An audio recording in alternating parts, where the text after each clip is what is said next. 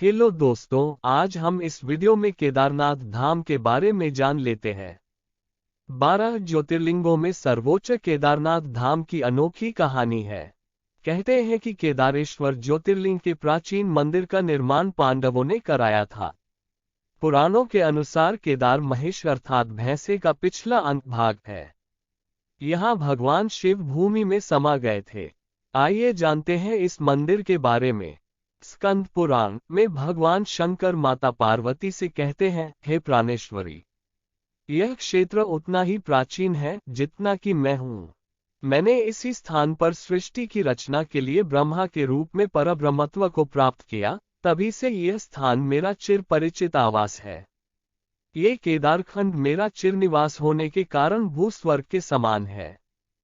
केदारखंड में उल्लेख है, अकृत्वा दर्शनम वैश्वय केदारस्याग्नाशिन योगच्छेद बद्री तस्य यात्रा निष्फलताम व्रजेत।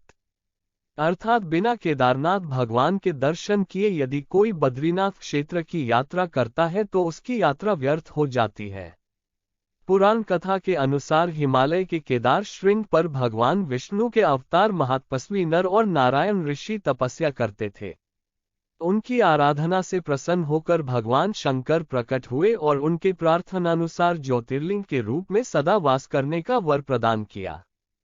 ये स्थल केदारनाथ पर्वतराज हिमालय के केदार नामक श्रृंग पर अवस्थित है। महाभारत के युद्ध में विजयी होने पर पांडव भ्रातृहत्या के पाप से मुक्ति पाना चाहते थे।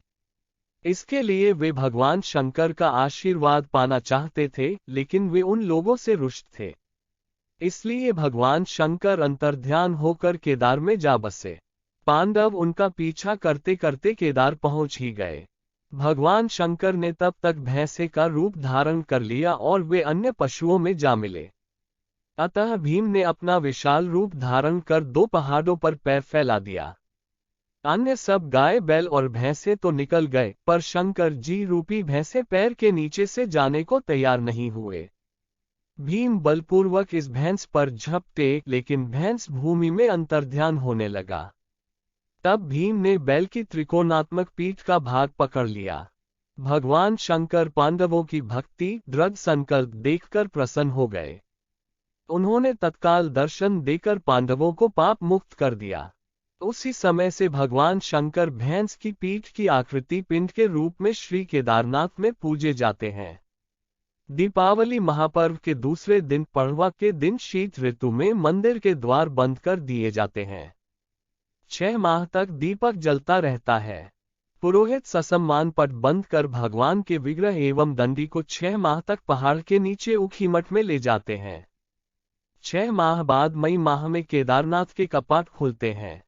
6 माह मंदिर और उसके आसपास कोई नहीं रहता है, लेकिन आश्चर्य है कि 6 माह तक दीपक निरंतर जलता रहता है। आशा है आपको ये वीडियो, ये ज्ञान की बातें पसंद आई हो। इसे लाइक और शेयर करना, चैनल को सब्सक्राइब करना ताकि आप तक ऐसी ही और ज्ञान की बातें पहुंचती रहे। मिलते हैं अगले वीडियो में कुछ ऐसी ही ज्ञान की बातें लेकर।